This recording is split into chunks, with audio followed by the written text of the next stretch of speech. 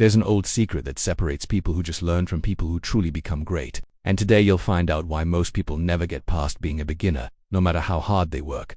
Have you ever noticed how some people seem to become really good at anything they try? They learn to play a musical instrument in months, speak a new language well in a year, or start successful businesses, while other people spend years just trying to figure out where to begin. And do you know what most people say about them? They're just naturally talented. He was born with a gift for this. You've probably heard these things before, maybe even told yourself the same thing. But here's the truth. That's the biggest lie you can ever believe. What separates people who become masters from people who give up has nothing to do with talent or luck. It's something much deeper, something you were never taught in school, middle school, or any class you've ever taken online. Hundreds of years ago in old Japan, there was a training system so powerful it could turn a regular farmer into an unbeatable warrior and change a simple craftsperson into a master whose work that would last for generations. That this system wasn't about being smart or having natural ability. It was about understanding the 3 hidden stages that every master must go through. The samurai called it Shuhari, and when you finally understand how it works, you'll stop being that person who starts 1,000 things and finishes none. You'll become someone who can master anything you want. But there's a catch. Learning this system will force you to face something your pride will fight against more than anything else. Before I show you the full method, I invite you to subscribe, like this video, and tell me in the comments what's the one skill you truly want to master. Guitar, programming, a new language. I read every comment myself. Now, let's continue. Chapter 1. The Lost Apprentice. The story I'm about to tell you happened in old Japan. A young man named Yamato had one big dream: to become a samurai. He wasn't born into a samurai family. He had no family connections, no money, no famous name, only a fire inside him that wouldn't go away. While other boys from his village accepted their futures as farmers and shopkeepers, Yamato spent hours watching the samurai ride by on the dusty road. Their posture, their quiet discipline, the calm power they carried. It amazed him. He didn't just admire them. He wanted that life badly. At 16, Yamato picked up a wooden sword and began training alone. Every morning before the sun came up, he practiced what he'd seen. Side strikes, up and down cuts, forward thrusts, over and over again. Hours turned into months. 6 months later, nothing had changed. His sword still felt heavy. His movements were stiff. The more he trained, the worse he seemed to get. Frustrated, he turned to books. He read old writings about legendary battles. He memorized the names of classic techniques. He studied Bushido, the samurai code of honor. His mind was full of information. But when he picked up his sword, it all disappeared. A whole year passed. He was still just a village boy pretending to be a warrior. Until one afternoon, everything changed. Chapter 2. The meeting. Yamato was practicing near the edge of the forest when a deep voice broke the silence. Your feet are wrong. Your posture is wrong. Your breathing is wrong. Everything you're doing is wrong. He turned around and froze. Behind him stood an older man, gray hair tied back, weathered skin marked with scars, 2 swords hanging from his belt. A real samurai. Shame washed over Yamato. I am trying to learn on my own, sir. I have no teacher. The samurai walked around him slowly, watching every detail. How long have you been training? 1 year, sir. And have you gotten better? Yamato stayed silent. The answer was clear. The samurai took the wooden sword from his hand and looked at it for a moment. You know your problem. You think you're training, but what you're really doing is getting better at your mistakes. Every wrong repetition is teaching your body how to fail better. Those words hurt deeper than any sword. A whole year of hard work, and all he had done was train himself to fail. Then how do I do it right? Yamato asked, voice shaking. I've read every book, memorized every move, studied every strategy.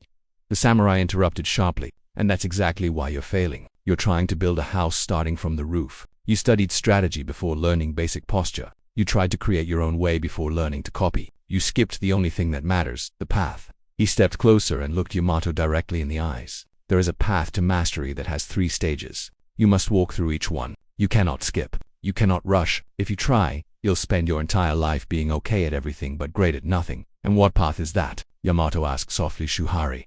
The samurai replied. Shu, obey, ha, break, re, go beyond. 3 stages. 1 goal, true mastery. Yamato's heart pounded. Please teach me, he said. The samurai was silent for a long moment. Then he nodded. Meet me here at sunrise. Prepare yourself, because the first stage will destroy everything you think you know about learning. Chapter 3. Shutha, Death of the Ego. The next morning, Yamato was waiting at the clearing before sunrise. The master appeared calm and silent. Today begins Shu, he said. At this stage, you do not think, you do not question, you do not make up your own way. You obey. You copy exactly what I show you. No differences, not even a tiny bit. He stood in a certain way. Stay like this. Yamato copied him. The master adjusted his foot 2 centimeters to the left, tilted his hip slightly and raised his shoulder a tiny bit. Now breathe. 3 seconds in through the nose, 2 seconds hold, 4 seconds out through the mouth. They stood that way for 10 minutes, just breathing. Yamato's legs shook. His mind screamed that this was a waste of time. Master, he finally said, when will we begin real training? The samurai turned his head slowly. You think posture is boring. You think breathing is a waste of time. That's why you'll never become a samurai. Mastery is built in tiny steps, not giant leaps. Yamato said nothing. Shu is not meant to be exciting. The master continued. It's meant to kill your pride, to teach your body what your mind cannot yet understand. Every movement you'll ever learn depends on this posture, this breathing, these basics you find so dull. Weeks passed. Breathing, posture, basic movements. Again and again. No sword fights, no fancy techniques. Just repetition. Every day Yamato's mind fought back. This is too slow. I should be learning real sword fighting. But something unseen was happening. His movements began to feel natural. The posture that once hurt now felt easy. The breathing that once needed thinking now happened on its own. 3 months later, the master showed a simple sideways strike. 1,000 times, he said. Exactly as I do. Not faster, not slower, identical. Yamato practiced from dawn to dusk, 1,000 repetitions every day. On the 4th day, something amazing happened. During strike number 400, his body moved perfectly, smoothly, without thinking. It was as if the sword had learned on its own. The master, watching from a distance, nodded. Did you feel it? Yamato swallowed and nodded. Yes, this is Shu, the master said, when the technique sinks so deeply into your being that your mind no longer needs to think about it. Most people never reach this point because they think repetition is for dumb people. They think they're too smart for the basics. He paused, then added quietly, but repetition is the bridge between knowing and doing without thinking. A brain scientist from the University of Tokyo who studied movement learning for 18 years discovered something amazing. When you repeat a specific movement 300 to 500 times, brain cells in the cerebellum begin forming an automatic pattern. After 1,000 correct repetitions, that pattern becomes unconscious. The skill literally moves from the thinking mind to the automatic brain system. But if you change the movement before those 300 repetitions, the pattern never forms. Do you stay trapped in thinking mode, slow, tiring, and full of mistakes? And that's the truth of Shu. Before you can break the rules, you must first become the rule. Chapter 4. The Eternal Student Trap. 6 months of Shu had passed. By now, Yamato had mastered 12 basic techniques so deeply that he could do them even in his sleep. One night, his master woke him suddenly and commanded, "Strike." Half awake, Yamato lifted his wooden sword and made a perfect downward cut, perfectly balanced, perfectly timed.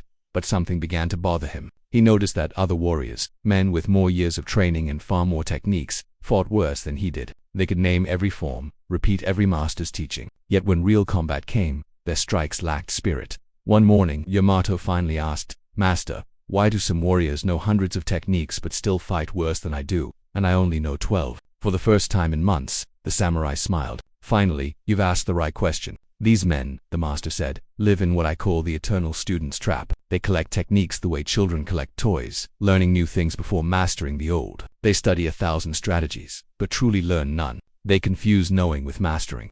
He picked up a stick and drew a winding path in the dirt. "Knowledge is having the map," he said. "Mastery is having walked the path so many times that you no longer need the map." He turned back to Yamato. "Shu gave you the foundation. You obeyed without fighting back, without questioning. Now," the master paused, "you are ready for the next stage. The one that will test everything you've built." "Break what?" Yamato asked, confused. "Everything I taught you," the samurai replied. Chapter 5. The Dangerous Liberation in Shu. "You became a perfect copy of me," the master said. "You did what I did exactly as I did it. That gave you structure. But if you stop here, you'll never become a warrior. Only a shadow of your teacher." He drew a circle in the dirt. "This circle is Shu. These are the limits I placed on you. Now begins the stage where you break the circle." Yamato listened carefully as the master continued. "But be careful. Most people mistake for rebellion. They break limits not because they've mastered them, but because they were too lazy to do so. Is not rejection. It is growth, understanding the why behind each rule so deeply that you can now bend it without losing its meaning." That afternoon, for the first time in 6 months, the master brought another teacher to the clearing, a samurai from a completely different school. "This man," the master said, "will train you as well. His way of thinking, his posture, his entire style goes against mine. But this is how you grow." Yamato frowned. "If I learn a different style, won't it destroy everything you've taught me?" "If your Shu was shallow, yes, it would," the samurai said. "But yours is complete. That means you are ready. When Shu is deep, opposite ideas become wisdom. You begin to see the universal truths that live beneath all styles. And so Yamato began his hard training. Mornings with his original master, afternoons with the new teacher. The contrast was extreme. The first taught low stances, small movements, patient precision. The second demanded high posture, explosive speed, constant attack. Every motion, every belief clashed. At first, Yamato's mind couldn't handle the switch. His body moved awkwardly, his thoughts tangled. But after 3 months, something changed. He began to notice that both masters, despite their differences, were teaching the same hidden truths. How to use energy efficiently, how to read the opponent, how to stay calm in chaos. The techniques are different, the master said one morning, but the principles are forever. That realization lit a fire in Yamato. He began to combine lessons from both worlds. During a training session, he blocked an attack using the first master's grounded stance and countered instantly with the second's explosive strike. The move was seamless, natural, beautiful. When he stopped, both masters were staring at him. "What was that?" the second asked. I don't know," Yamato said softly. "It just felt right." The masters looked at each other knowingly. "Ha is complete," the first declared. "You no longer follow blindly, but you don't rebel either. You adapt with wisdom. You now understand the why." But then the master's tone grew serious, and this is where almost everyone stops. 99% of people never go beyond this stage. They reach heart, learn to adapt, and believe they've become masters. He looked Yamato dead in the eye. They can combine techniques, create variations, invent their own forms, and they're proud of it. But pride is a silent prison. Ha may look like freedom, but it's still a cage. You're still limited by the techniques, even when you rearrange them.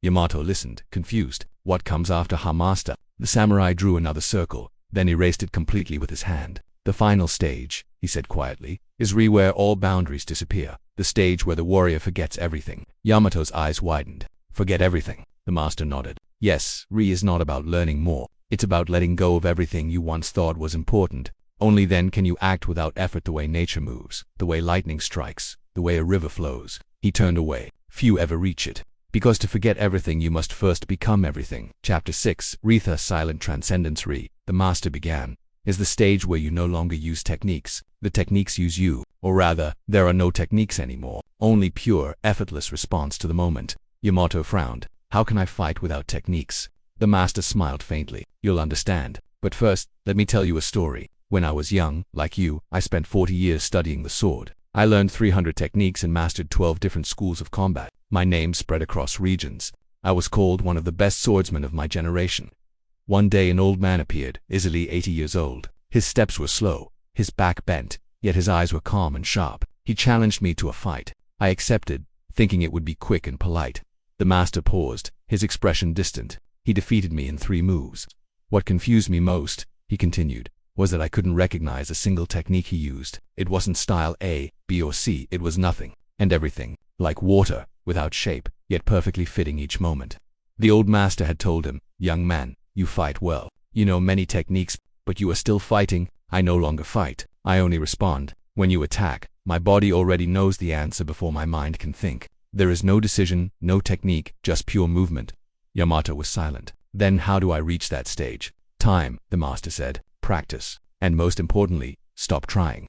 The next 5 years were the most frustrating of Yamato's life. His master no longer taught him new moves. Instead, he made Yamato fight every day against opponents of all kinds, different styles, different skill levels, different personalities. At first, Yamato's mind was full of thoughts. Now I'll use my first master's block. Now I'll counter with the second master's strike. Every motion was labeled, analyzed, chosen.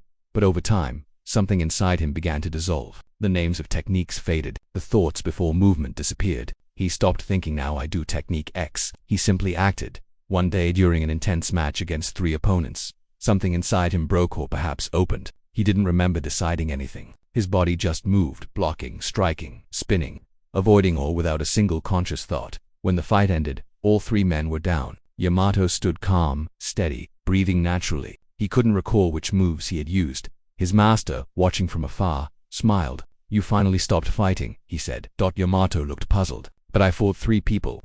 "No," the master replied softly. "Your body responded. There was no you deciding in there, only pure response. This is You've gone beyond the techniques. They're now part of you so deeply that you don't even realize they exist." Modern brain science would later confirm what the master already knew. A researcher at Kyoto University, studying body-mind connection for over 2 decades, discovered that when experts reached the highest levels of mastery, brain activity in the prefrontal cortex, the center of conscious decision-making, drops dramatically. At the same time, older brain structures take control. The expert no longer does the skill expresses itself through them. It's as if the person and the craft have become one and the same. Chapter 7. The Nameless Master. Years passed. Yamato was no longer the village boy with a wooden sword and impossible dreams. He was now a respected samurai, but more than that, a true master. Young men traveled from distant places to train under him. They all asked the same question.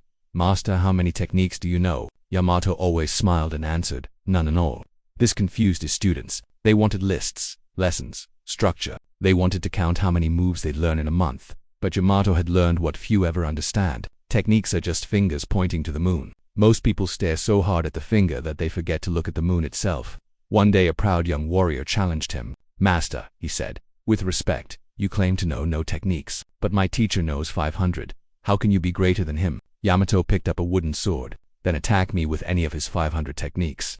The young man stepped forward and used his strongest move, a complex strike he had practiced for years. Yamato didn't seem to move much at all. Just a slight shift of stance, a small tilt of the blade, and the young man's sword flew from his hands. He landed on the ground, stunned. Yamato helped him to his feet. "You used a technique," he said gently. "A specific move you've practiced 1,000 times. It's good. It works in many situations. But I didn't use any technique against you. My body simply responded to this moment in the only way it needed." He pointed to the fallen sword. "What I did wasn't technique A, B, or C. It was the perfect response to this unique instant, one that has never existed before and will never exist again."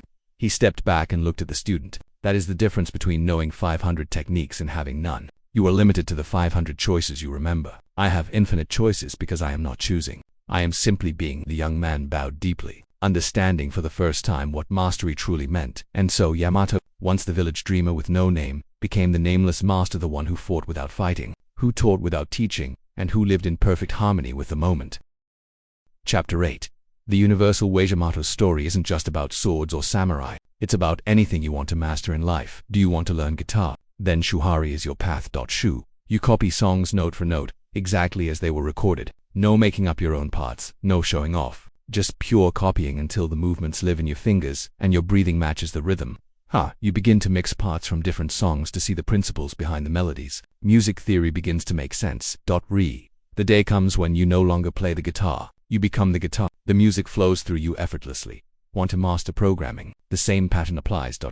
Copy code from experienced programmers line by line. Don't rush to create your own way. To just absorb patterns and logic until they're second nature. Start understanding the why behind the structures. Combine different frameworks. Improve them. Adapt them. One day your fingers move faster than your thoughts. You stop writing code consciously. You see the problem, and your hands already type the solution. Language disappears. Logic remains. Want to build a business? The same truth applies. Study models that already work. Follow plans that have stood the test of time. Adapt them to your vision, your market, your audience. You begin to see universal business principles that apply anywhere. Stop following models entirely. You sense the pulse of the market before numbers can even show it. Strategy becomes instinct. The path is always the same. Shuhari isn't just a Japanese idea. It's the blueprint of mastery itself. Every true craftsperson, warrior, artist, or leader follows it, whether they know it or not. But here's what no one tells you about Shuhari. The reason most people never reach mastery in anything. Chapter 9. The trap of the modern generation. The burning truth is this. Most people today will never experience mastery because they refuse to go through Shu. Think about it. How often have you heard someone say, "I don't like following rules. I prefer to find my own way. I'm more creative when I do it my way."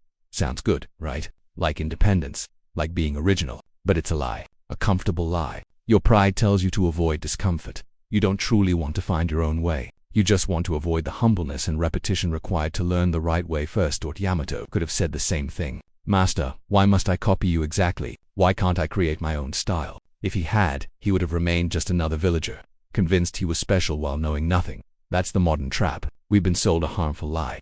That skipping basics is creativity, that following a master is weakness, and that copying means a lack of originality. The result? A generation that knows a little about everything and nothing about anything. People who start 47 hobbies and master none. People who say, "I tried guitar, but it wasn't for me," when in truth they simply couldn't handle the boredom of Shu. Let me be completely honest. No storytelling, no making it sound nice, just truth.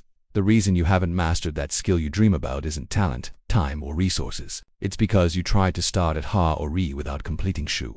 You want mastery without paying the price of repetition. You want to play like a master but not spend 6 months practicing scales. You want to code like a pro but not copy others' code for a year. You want an 8-figure business but not spend 2 years studying models that already work.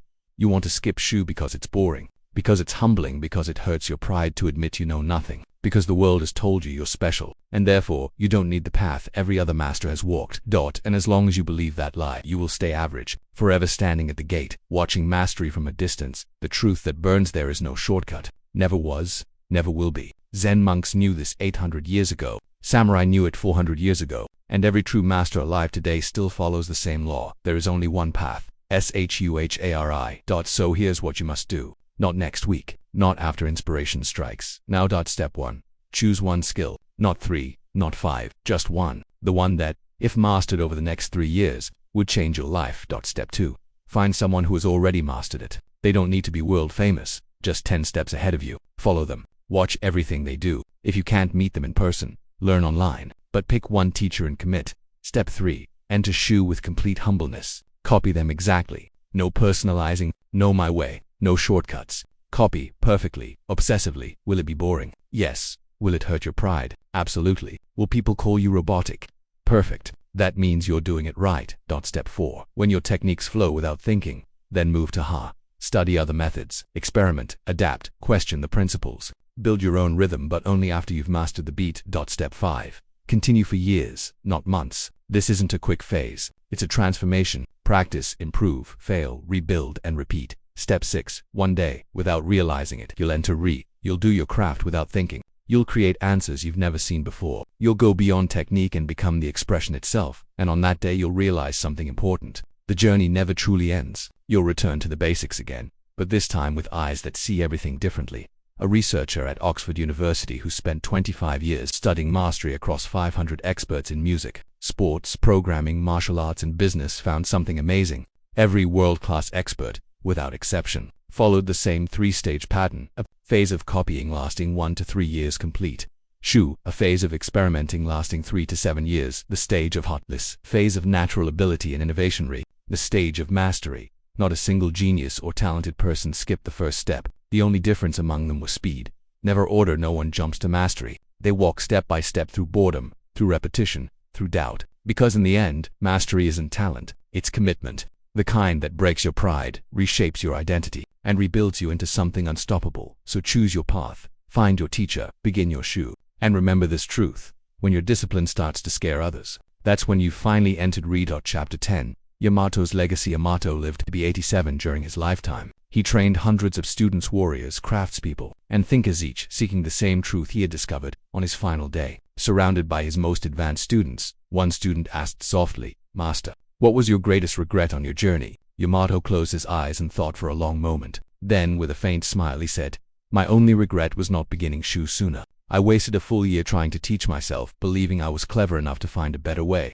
If I had started under a master from the very first day, I would have reached mastery a year earlier. And an extra year of mastery is a treasure no amount of gold can buy." He looked at each of his students, his voice steady and clear. "Don't repeat my mistake. If you truly want to master something, find someone who has already mastered it, and copy them without pride, without shame, and without the urge to add your own touch too soon. Mastery isn't about being original from day one. It's about becoming so deeply skilled that originality becomes unavoidable." Those were his final words on the path. 3 days later, Yamato passed away peacefully, content, knowing he had lived and taught the truth that had defined his life. "The path," he said, "never ends. It only changes." Here's something very few people realize. You think Shuhari is about mastering a skill, but it's not. It's about mastering yourself. The person you are today, impatient, distracted, constantly jumping from one goal to another, that version of you will never reach mastery. Because mastery demands the death of that restless self. But there's another version of you, a quieter, steadier one waiting to emerge. The version that has the patience to copy perfectly, the humbleness to admit it knows nothing, the discipline to repeat the same movement 1,000 times, and the wisdom to understand that the long road is the only real shortcut. This version of you already exists. It's waiting for you to stop searching for quick fixes and to walk the ancient path that always works. Shuhari isn't just a Japanese system of learning. It's a mirror, and when you look into that mirror, it shows you exactly who you are and who you could become 5 years from now. Do you see someone willing to begin as a true beginner, without pride, without rushing? Or do you see someone still hunting for the hack, the shortcut, the way around the work? because only one of those people will ever know mastery, and you already know which one it is. The question isn't whether Shuhari works, it's whether you are willing to pay the price that mastery demands. Yamato was just a village boy. No noble family, no special talent, no advantage except a willingness to obey before questioning, to copy before creating, and to perfect the basics before seeking the advanced. That simple mindset transformed him from a nameless dreamer into a master whose teachings lasted for hundreds of years. Now the same choice stands before you. Do you want to spend the next 5 years searching for a shortcut that exists and end up exactly where you are today, knowing a little about many things but mastering none? Or will you pay the price, accept repetition, and become extraordinary at what you choose? Mastery won't come looking for you. You must walk toward it, step by step, breath by breath, repetiti.